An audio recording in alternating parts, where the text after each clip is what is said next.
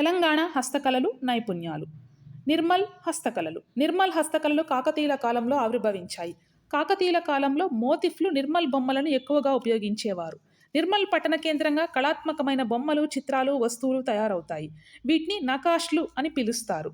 నిర్మల్లో తయారయ్యే ఈ కళాత్మక వస్తువులు ప్రధానంగా 3 రూపాల్లో ఉంటాయి. అవి 1 నిర్మల్ బొమ్మలు, 2 నిర్మల్ ఇంటి సామాగ్రి, 3 నిర్మల్ పెయింటింగ్స్. వీటన్నింటినీ కలిపి నిర్మల్ ఆర్ట్ వేర్ అంటారు. ఈ బొమ్మలు అందమైన లక్కతో చేసే paintings, oil painting, wood painting ప్రపంచ ప్రఖ్యాతి పొందాయి. వీటి తయారీకి స్థానిక కలపైన పునికి కర్రను ఉపయోగిస్తారు.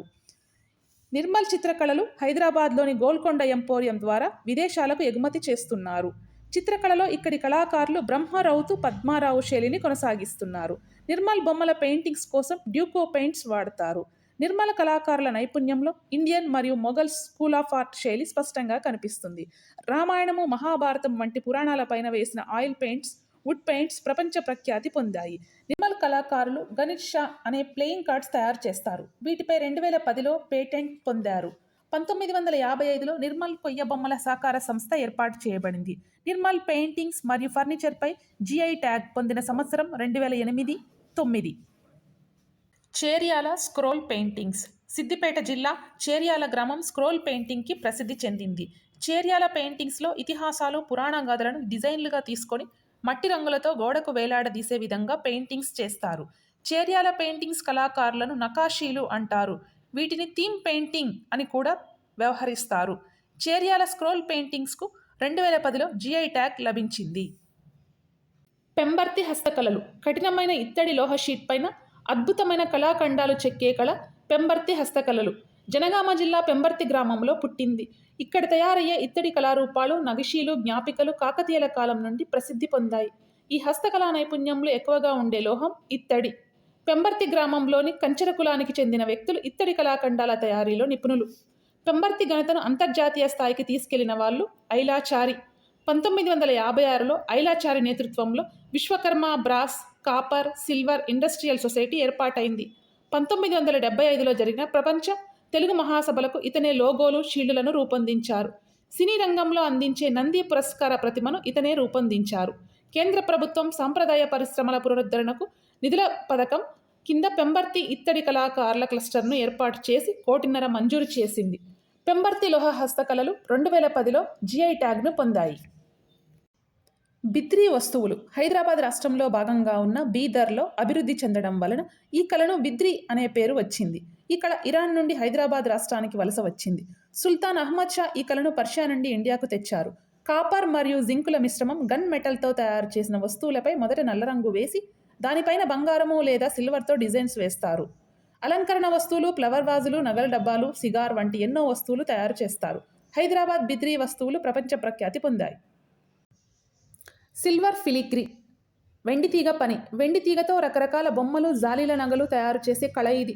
200 సంవత్సరాల క్రితం కరీంనగర్ జిల్లా ఎలగందల ప్రాంతంలో ఆవిర్భవించింది. కరీంనగర్ ప్రాంతంలో ఈ కళను కడార్ల రామయ్య అనే స్వర్ణకారుడు ప్రవేశపెట్టాడు. సిల్వర్ ఫిలిగ్రీకి దేశంలోనే 2వ పట్టణంగా కరీంనగర్ కొనసాగుతూ ఉంది. సిల్వర్ ఫిలిగ్రీ కళ ఇండోనేషియా నుండి భారత్లోని ఒడిశా రాష్ట్రంలోనికి ప్రవేశించింది. ఈ కళలో కరీంనగర్కు 2007 సంవత్సరంలో జిఐ ట్యాగ్ లభించింది. సిల్వర్ ఫిలిగ్రీలో ఫిలిగ్రీ అనే ఆంగ్ల పదం ఫిలిగ్రీన్ అనే లాటిన్ పదం నుండి ఆవిర్భవించింది. ఫిలిం అనగా థ్రెడ్, సన్నటి తీగ పోగు అని అర్థం. అనగా ధాన్యపు గింజ తరహాలో చిన్న పూస అని కూడా అర్థం. డోక్రా మెటల్ క్రాఫ్ట్స్. డోక్రా అనగా బెల్ మెటల్ కళ. డోక్రా అనేది నాన్ ఫెర్రస్ మెటల్ క్యాస్టింగ్తో లాస్ట్ వాక్స్ క్యాస్టింగ్ టెక్నిక్లతో కూడిన హస్తకళ. బొమ్మల తయారీకి ఎర్రమట్టి, మైనం, ఇత్తడి పదార్థాలను ఉపయోగిస్తారు.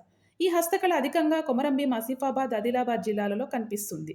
ఉష్గావ్, జంగావ్ మండలాలలో ఈ కళ ఎక్కువగా ఉంటుంది. ఈ బొమ్మలు తయారు చేయడంలో ఓజా తెగ ప్రసిద్ధి చెందింది. డోక్రా మెటల్ క్రాఫ్ట్స్ కళకు సంబంధించి బాగా ప్రఖ్యాతిగాంచినది డాన్సింగ్ గర్ల్ ఆఫ్ మొహంజోదారో. పశ్చిమ బెంగాల్లోని సాంప్రదాయ లోహ తయారీదారులైన డోక్రా దమర్ అనే తెగ పేరుపై ఈ కళకు డోక్రా అని పేరు వచ్చింది. పోచంపల్లి చీరలు. పోచంపల్లి గ్రామంలోని ఇక్కత్ ఫ్యాబ్రిక్ ప్రపంచ ప్రఖ్యాతి చెందింది. ఇక్కత్ అంటే మగ్గం మీద నేతకు ఉండే నూలుకు ఒక ప్రత్యేక పద్ధతిలో రంగులు అద్దడం. పోచంపల్లి చీరలకు 2005 సంవత్సరంలో జిఐ ట్యాగ్ లభించింది.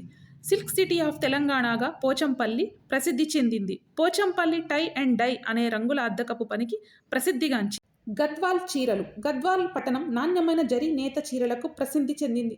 గద్వాల్ చీరలను పట్టు నూలు పోగుల మిశ్రమంతో నేయడం జరుగుతుంది. తిరుపతి బ్రహ్మోత్సవాల సందర్భంగా వెంకటేశ్వర స్వామికి ఈ చీరను ధరింపజేస్తారు.